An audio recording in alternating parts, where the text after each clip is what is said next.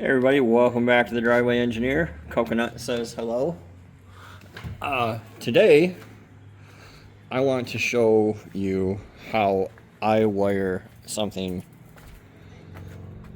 that is complex in factory. So this was a 3.9 liter throttle body injected V6 truck. There's a lot of wires, right? And I know that this is like the number one thing where people get overwhelmed and start hacking stuff, and then eventually their junk winds up in the junkyard. And I hate to see it. I really do. So before you jump in and start going crazy with the wire cutters, you know, people want to, they see these high-end builds and they want to like pull all this out and lay it out and delume it and get rid of everything they don't need. And so if you don't know what you have and you don't know what you need, and you know, it can be a real pickle, especially once you get it all 100 wires everywhere. So I work more Barney style than that. I'm very simple. This engine harness is a 88 3.9 or 318 TBI harness, which should be incredibly similar to mine. But probably not identical. But I've started out by just installing it to the bulkhead there, and then laying it out the way that it kind of obviously goes. So I know that all these relays here fit up here. I know that this bundle of wires here goes to things underneath the truck. I suspect that this is the starter trigger wire, but I don't know it. Somebody's been at this with scotch locks and whatnot, and I'm going to ignore that right now. I don't care, right? So with that in mind, I threw this leg of the harness over the engine, and lo and behold, I got a wiper plug that matches my wiper motor. So I will plug that in there. I'll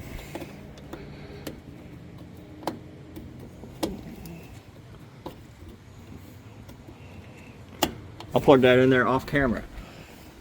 And so on and so forth. And what it comes down to is I know that every harness needs 12 volts into it somewhere. And the key is finding that. And it needs to ground, probably multiple places, which are typically pretty obvious. But this is on the Dodge. This feeds the whole truck. This wire, I have this rigged up right now. This little wire right here feeds the entire truck, and it runs back through here to what they call a duck's foot right here, and then these are fusible links that feed the entire truck, either under the engine or into the cab. Once you hook this up, and you should probably do it more permanently. I don't have a power probe, by the way, but I do have a bunch of wire, so once you hook this up, you get some pretty satisfying things, like a key buzzer. Turn the key, seatbelt notification. Why? Because the cab now has power. But I'll show you some of my other things don't work. That's okay. We'll figure it out. So I tried my blower. It's not on. I've mentioned this before, and I don't know if it's sunk in for people or not. It looks like I'm missing my wiper switch. I don't know where it's at on this truck if it's not right there. That's a bummer. I mentioned this before. This is my wife's truck, which means that, you know, she wants the things to work that should work. And, you know, wipers being one of them. A blower motor, like she's not going to drive it in the wintertime, but, you know, be able to defrost the window if it's a little cool out in the morning. I really have to figure out where this wiper switch. It's got to be right there.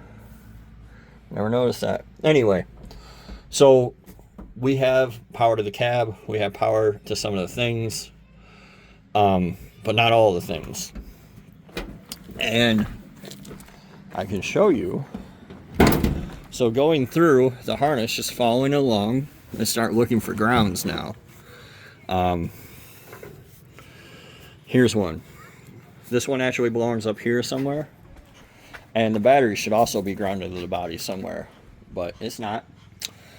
And then we will follow along. I hooked the horn up. What do we got here? Another headlight. I don't know what this is. Maybe the turn signal. And a side marker light. That's the end of that harness. So again, what I do is I hook up all the things that are obvious to me, right? That I know I need or want.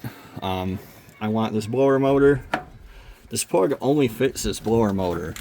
Like, if you're trying to run that plug over there, when that plug it clearly directs it this way. So it makes it kind of easy. And I'm going to say kind of, right? There's still a bunch of crap here. Like, what is this? They're probably the throttle body connections, but I don't really know for sure. So I'm going to ignore them for now. I don't know what they are. I don't know what they do. But it's not for me right now. Where does this hood light hook up to? You'd think that would be right here somewhere, but I don't see it. So what I do see dangling, again, what do I need to make it run? Well, I need fuel, air, spark. I need it to crank. Those two hanging over my valve cover there are probably the coil wires. And since the coil went right here somewhere, I think it went right here. Those are probably the coil wires. So one of them is going to be triggered off my new distributor, the ground, and the positive is going to be triggered off the harness. So I have to figure out which one is which and run it over to the coil, which is this temporary wire I have here, in order to power it. And then, like I said, my distributor... Hey! My distributor will trigger the ground to make it spark, which is how all distributors work, whether they're points going beep, beep, beep, or a coil pack with a PCM switch and a relay. It doesn't matter. Alright,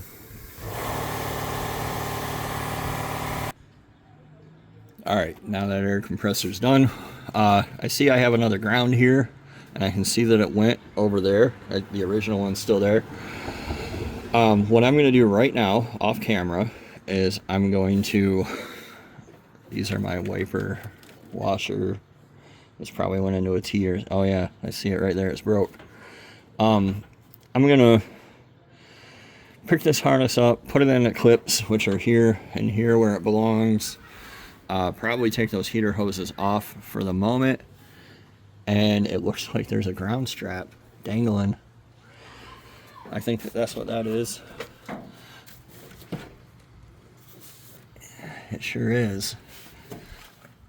So this is garbage, but I'll probably put a nice one to the intake, and I'll hook that ground up there and just kind of tidy this up and bring you guys back, and we'll be a little bit closer to having a functional truck. Okay, so let me share with you where we're at, what we have, what we've learned. I went ahead and pulled the heater hoses off to get them out of my way. I replaced the ground up there with the one in the harness. I smoothed it. I always like to sand my ground smooth, bolt them on, and then paint over them. That seems to be the longest lasting connection for me. I did not replace the firewall ground there yet. I don't have, well, I do have somewhere. I don't have a headlight installed there, but I do have one installed here. Going through, so this is my starter relay, and not all Dodges have this style, but the 88 does. And it's essentially just like a Ford solenoid. The only hang up on this is that it has to get a ground from the neutral safety switch on the transmission in order to actually trigger the relay. But I verified that the relay works by just jumping the ground. I verified that, where'd it go? This right here is my starter trigger wire. And I did that by jumping the relay. Everything else is done. This giant plug is the plug to the rear of the truck, so like brake lights, tail lights. Somebody's been at it with a scotch lock, don't know why, not gonna mess with it right now. I know that this came off a running truck, so it must have worked. So just went through my stock harness for reference. Shit, a bunch of shit just fell on me. Anyway, weird. So, you know, we got our key buzzer. The blower motor is working now that that ground's hooked up. The wipers are here. I had a derpy moment. Sounds like the linkage isn't hooked up, but like there's enough action here that I know I can make this work. The computer, and do anything with it, I just unbolted it and jammed the wiring up there in the fender well. The headlights work. So really all I need to figure out now is how to provide 12 volt power to my coil and how to trigger my starter relay.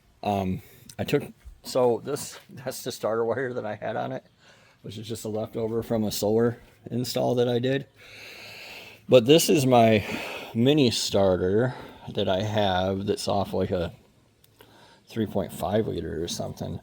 So they never changed the bolt pattern up until very, very recently on starters Dodge. But so it's really common that people, they call it the Dakota starter. Really common that people swap them, but they do it with a little adapter that like brings these down. So this is tucked up to the block. So, and I have a different style. Usually the Dakota starter has a stud and a stud.